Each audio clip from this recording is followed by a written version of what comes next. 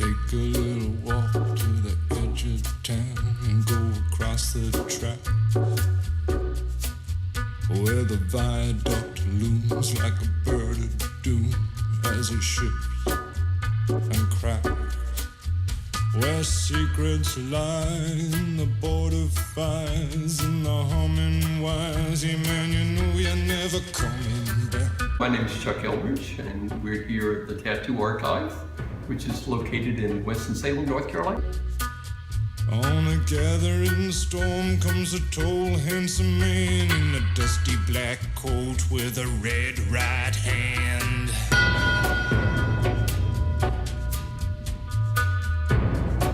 I did have the pleasure of learning to tattoo from Don Ed Hardy. I was getting tattooed by him in San Francisco, and he was getting ready to open a street shop. He was working mostly just by appointments, and so he needed someone to help him with that shop, so he offered to teach me to tattoo.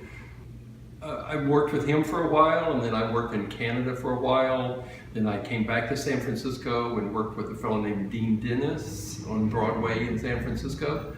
And then I also worked with Henry Goldfield in San Francisco.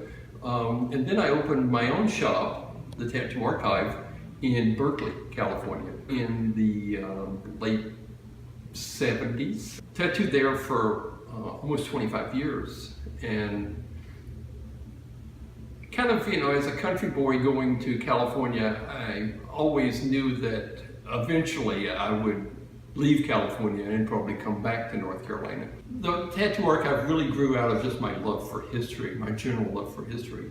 And being that I was involved in the tattoo business, it just was kind of a natural extension of that. In school, I wasn't a great student, but history was always one of my favorite classes. So when I started getting tattooed, I was fascinated by the shops.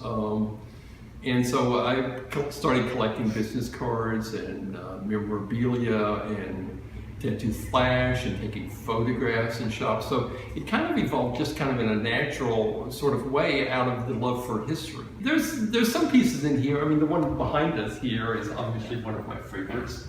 A lot of stuff, I was able to get to know Paul Rogers, who was a famous North Carolina tattooer.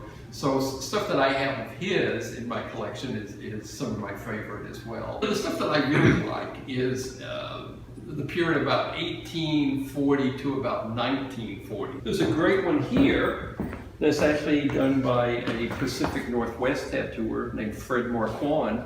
And he grew up in the Depression and wasn't able to afford elaborate art paper. So he used brown paper bag to do some of his paintings and his drawings on. So I find that kind of fascinating. All of it's really close to me, when you collect this stuff, it becomes kind of part of you, who you are. He's a ghost, he's a god, he's a man, he's a guru. You're one microscopic cog in his catastrophic plan, designed and directed by his red right hand.